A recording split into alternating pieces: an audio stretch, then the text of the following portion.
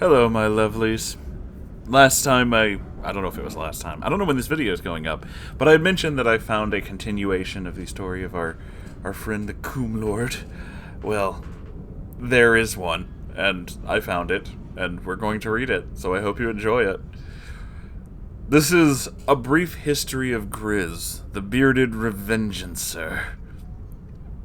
That's a name. I'm already excited.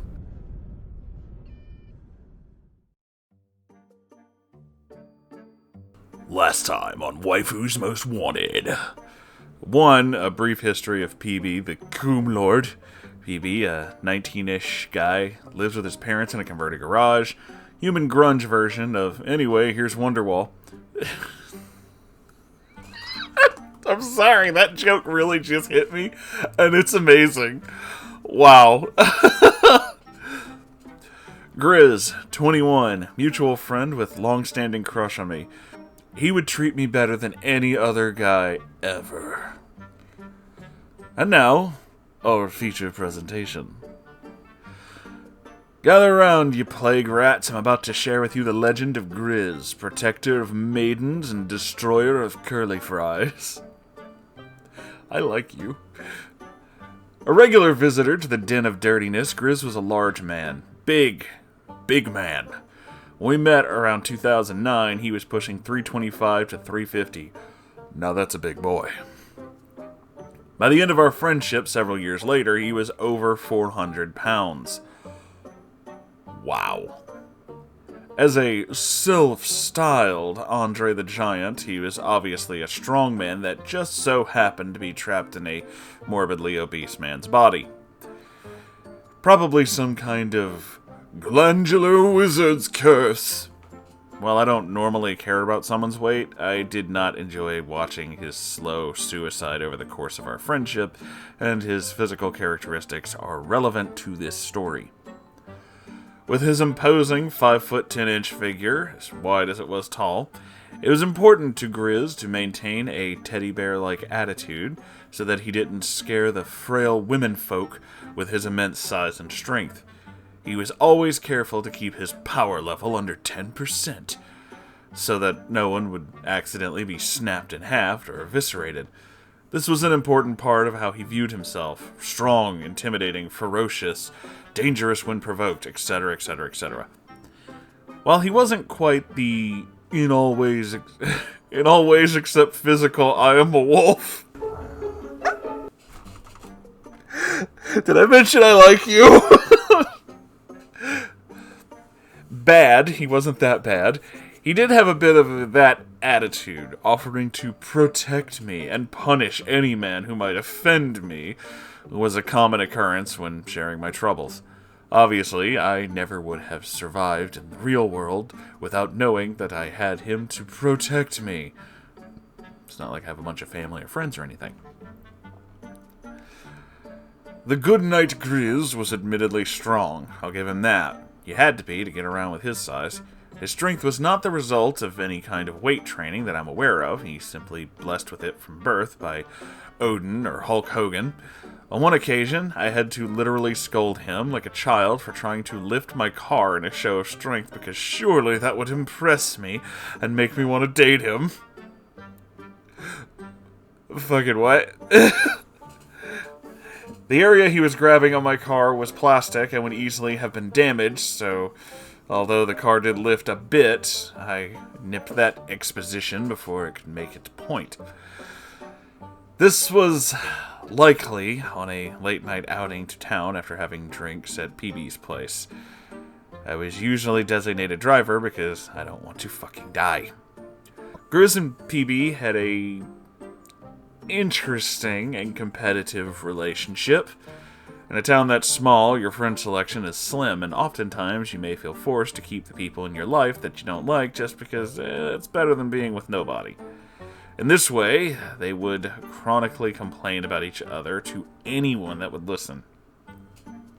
PB would complain about his size, and Grizz would rip on PB for being emo.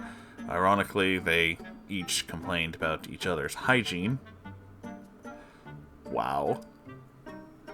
They were both abnormally musically talented, both doing acoustic guitar and vocals, some messy drums added in post, and recorded some okay songs together. Not bangers. They did sound nice, though. If you were very quiet, you could hear them trying to out-sing and outplay the other. Just kidding, it was the unintended main feature of all of their music. Whenever one was on a roll, the other would pipe up with, yeah, to take the attention back when it wasn't planned in the lyrics at all. Think Kings of Leon and Never Shout Never style. Oh, that sounds magical. I'd like to hear these, actually. Mentally torturing himself, Grizz had an ongoing inferiority complex centering around grungy PB. In his eyes, PB got all the girls and treated him like shit. PB was more attractive, see average, had a private living area and didn't have to work. Grizz had far less romantically interested parties and had to work many times harder to keep them. This sadly caused him to stay with a few toxic women while I knew him. I will not deny that he was a good listener and a kind friend, proud fedora owner, and anime/game enthusiast. He did grow out of the fedoras over time. Sadly, his interest in my life was not with wholly altruistic intent, but because he imagined I would eventually succumb to his masculine pheromones. He was always in the same short-sleeve plaid button-up and cargo shorts. I imagine partially because clothes shopping was a chore. Understandable, I don't fault him for that. While the others claimed he had a smell, his hygiene seemed fine, a bit musty to me at this time. Where PB was a bit more socially normal, quote-unquote. Sad boy and Gur impersonator, rawr enthusiast, and chaser of jailbait. My god, he sounds like somebody slapped him with a fucking hot topic. Grizz was that extra bit neckbeardy. Spike from Cowboy Bebop was his inspiration. I knew a guy like that.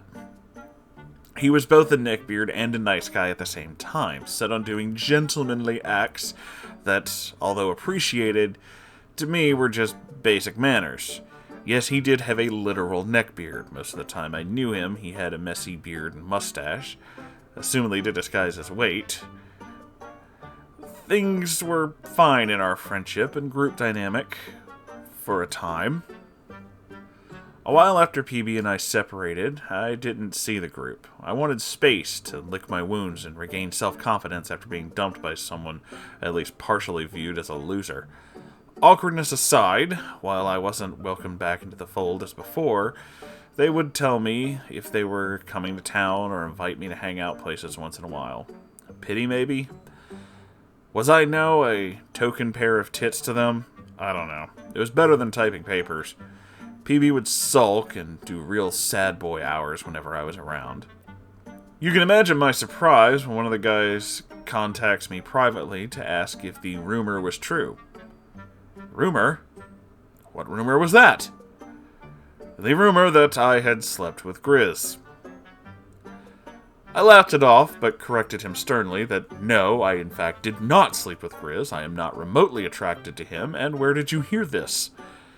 You see where this is going, don't you? I guess he thought that he could get some cool points with the boys by lying about my sexual promiscuity.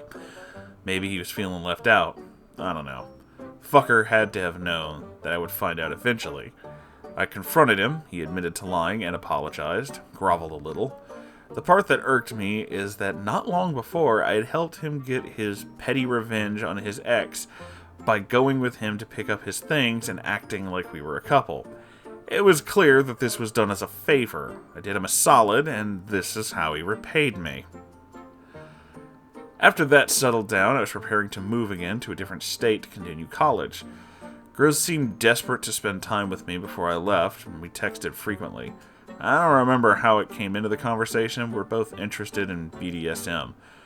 Dropping me off at the place I was staying after a friendly lunch, he offered to dom for me so I could de-stress.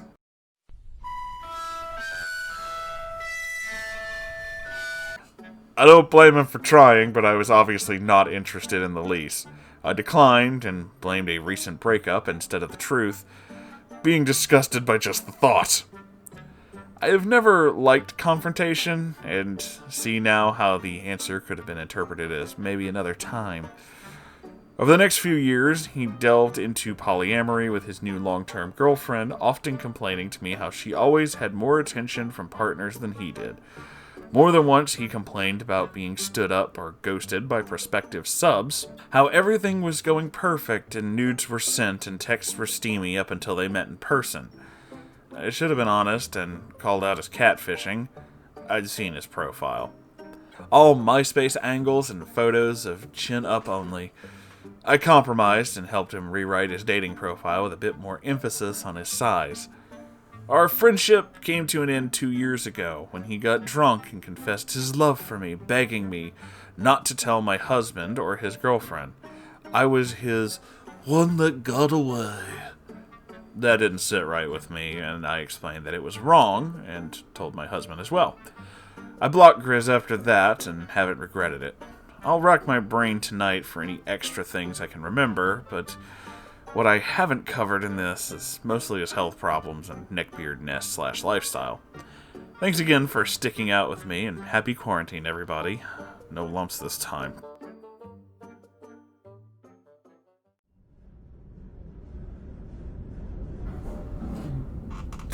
You had to bring that one back. I wasn't ready! Okay. First off, I have no idea if you're actually going to see these videos, but if you do, I absolutely adore your writing style, so please continue writing, even if it's not about Neckbeard. You're very good at it. But, onto this dude. Oh my fucking god. This story and the way that you describe people, I have to continually ask myself if we actually knew each other when I was growing up.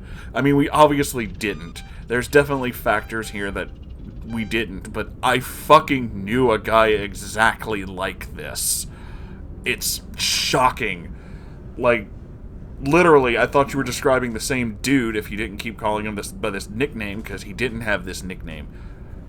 Also, none of the places match up. But yeah, this personality, I know this personality. No, I knew a Neckbeard who did the exact same kind of shit. Lots of, you know, that's the word I'm looking for. A lot of that good boy behavior, but you could tell it's fake. And he would constantly put on airs around every woman that he found vaguely attractive. He would hit on other people's girlfriends and just say shit like, you know, it could be kind of our secret, or, you know, he really doesn't have to know. There's certain phrases in the English language when somebody says that I can feel the anger just shoot right up my spine and directly into the core of my brain. That's 2 of them. I fucking hate that shit. So, it's just immediate, just seeing red, but fuck all that. So, this kind of thing, though, this whole, like, obsessing over some girl, being weird about things, definitely trying to, like, act like you're just their friend as if you have wholly altruistic nature when in actuality you're, you know, playing a fucking angle. Yeah, no, I know that dude. It's pretty sick, and I'm sorry that you had to put up with that. That is... wow. That is fucking wow. I don't really know what else to add about this, man. Like, I really don't have words for this that won't, like, devolve into a completely different story, and I absolutely do not want to steal your thunder on this, because this was fucking incredible. The human version of Anyway, Here's Wonderwall. I'm gonna use that insult. I'm stealing that. That's wonderful. Holy shit, man. That was incredible. Thank you so much for sharing this story, and I look forward to whatever parts come out. And thank you all for being here. I hope you enjoyed this, and just, this was incredible. If you have your own story, you can send it to me at r/Moonhorse Stories. I check it every day, so I will see it. And if you'd like to support the channel so we can keep doing this, I have a merch store. It's in the description. As long as a bunch of other things. As well as a bunch of other things. I'm not editing that out either. I'm leaving it in because I'm a jackass. Hi, it's me. I hope you enjoyed this, and I'll see you in the next episode. Goodbye, everybody. I love you.